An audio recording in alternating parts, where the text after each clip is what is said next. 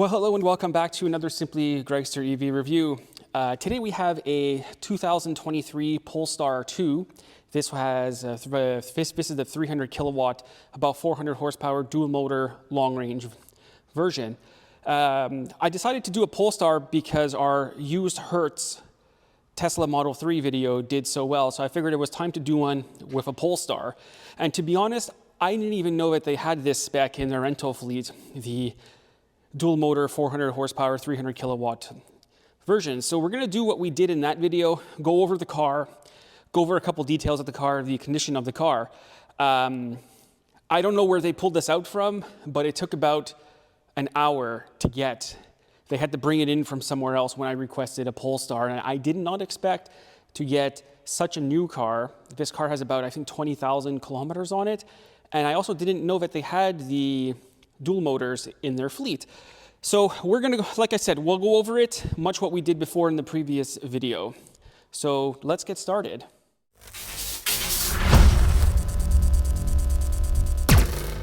This car new was about probably $70,000 if you would purchase one in 2023. This has a build date of 01/23, so like I said, it's just over a year old now.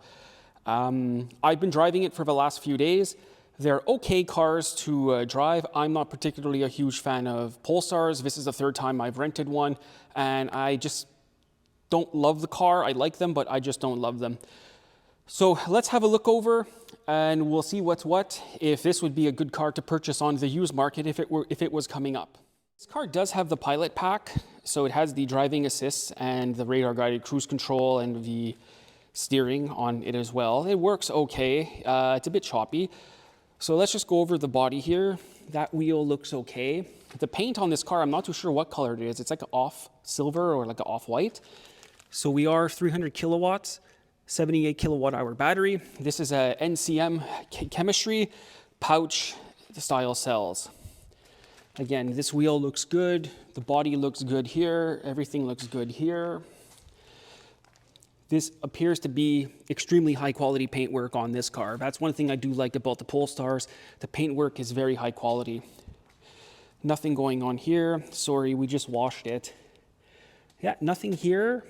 Bumper looks in really good shape. I don't know where they got this car out of the fleet from, but it must have been sitting there waiting for us. Yeah, nothing here. That wheel looks good. Maybe a bit of rash over here. That's not a big deal compared to that Tesla we had. Again, roof looks good. This panel looks good. Everything looks good on this car. Maybe a slight scratch here. I would say there would be zero paintwork prep on this car. Just a good cleaning, a good scrubbing, and it would be good to go as is. This car is in immaculate condition for a rental car. Even the front bumper on it looks really good. This car actually came from the Toronto rental car fleet.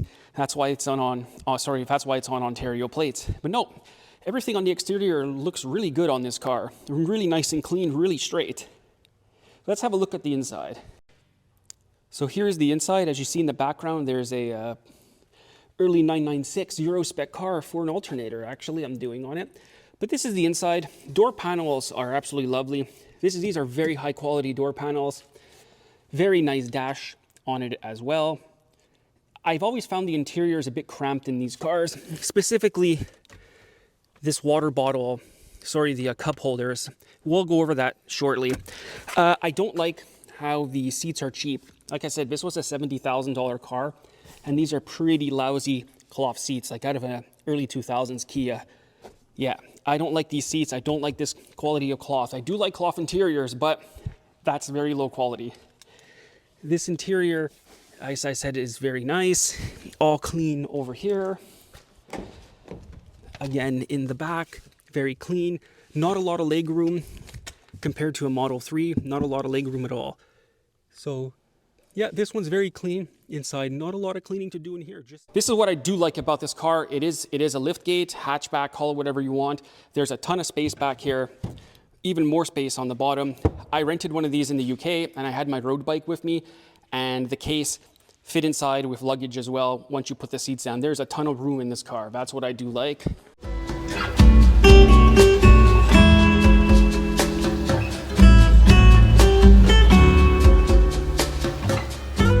The car's up on the lift now. Well, let's have a quick look underneath. I have my trusty snap-on inspection light. I can say I don't recommend this light at all. It's terrible, but it works still, so that's why I haven't bought a new one. So let's have a look underneath of a Polestar 2. I've never seen one on the lift like this. We do get them in, but mostly it's for tires. That's pretty much it. So let's just have a quick look. So here we are, pretty standard setup with the suspension, completely flat floor again. This is your battery pack here. Let's have a quick look up here. Like I said, this car is very low kilometers. There's no clunks, there's nothing to be concerned about. I find the suspension rather stiff on this car, but that's kind of a characteristic these days with battery electric vehicles and sort of all cars. They're really stiffly springing them. So here we go underneath here. This is the battery pack. Up here, this is the back of the car. As you see, this is all-wheel drive. I wasn't just making that up. But no, nothing here, no damage or anything here. Everything looks as it should. We'll come up over here. Nothing much going on. On these far road winter tires at full tread, they're actually pretty good. I was pretty impressed with them. On that drive we did the other day. All right, so that's all that. Everything looks good here.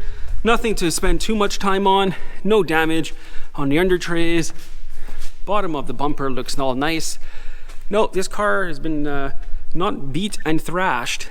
This one seems to be in excellent shape. Before, something I don't like about this car and why I can't love this car is just how cramped this interior is. This center console here really cuts off a lot of space. It's not a nice big airy open design such as on the Model 3. Also, if you're driving, you want to use the armrest, correct? Well, if you have a bottle here or a cup, you really can't do anything with it because your arm's always getting in the way. And even worse, you have to fold back the lid for the center console to access the other one. So now you have nowhere to put your arm except onto that bottle again. I almost get the feeling that they designed this car and then they figured out they had to put people in it. That's the impression I get with this car. So I'm actually using Car Scanner here to get an idea of what the health is of the battery, but it's showing HV battery SOC, so high voltage battery state of health. It's actually showing 0%. That's wrong. I can tell you right now that's wrong. High voltage battery SOC state of charge 86.59%. The car shows 90, so it shows that there is probably, I don't know, 4 to 6% buffer in this car on the top end, which is fairly normal for EVs. But yeah, the state of health, that's strange. I have to look into that because it's worked on the Mini and it's worked on a few other EVs I've had, but we'll have to figure out why that's not working for Polestar. That's something I really wanted to show you.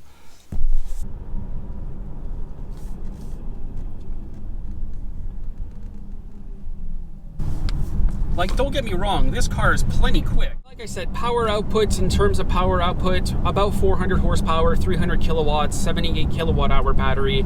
I don't find Polestars in general to be particularly efficient. Tesla, that's where they have an upper hand again. Peak charge rate on this model here is 150, 155 kilowatts. It will hit it. I did see those numbers. Maybe I'll leave a photo in here. It will hit it. Pretty decent charging curve, I have to say. But again, Model 3 long range dual motor, you get to a supercharger, you're going to hit 230, 240 kilowatts. No issues on it if you arrive with a nicely preconditioned battery. So again, win for the Tesla. But, you know, like I said, this is not a bad car. If you could get one at a good price, or you don't want a Tesla, this is a good alternative as well. It will get you where you need to go on range and charging speed. So let's get back to the shop here and we'll give our final thoughts. There you have it. We went over a few of the features, the condition of the car, and just some general quirks about the Polestar 2. Now, we have to start talking about price. These cars are still quite expensive to buy new, and these cars are still quite expensive to buy used. So it's not a case of the Model 3 where they're kind of a dime a dozen now. Actually, those cars wholesale is about roughly what I predicted. They're selling between 25 to 28,000. These, I'm not too sure. I haven't seen the fleet cars come up on the usual auction sites yet, but when they will, I will update the video. So it's one of those things where if you can get a good deal on a front-wheel drive one and you want to have access to an EV, I would maybe consider it. But right now, Polestar is really starting to clear out remaining inventory. They have a lot of 2023s in stock, still sitting there on the lot because no one is buying because they're priced so high. And then again, there's so many different types of option packages on these cars where it's quite confusing to figure out exactly what it has. And to be honest with you, even this car here, it's not that well equipped. When you start, there's no glass roof, there's really no TPMS system. The keys always break on you as well.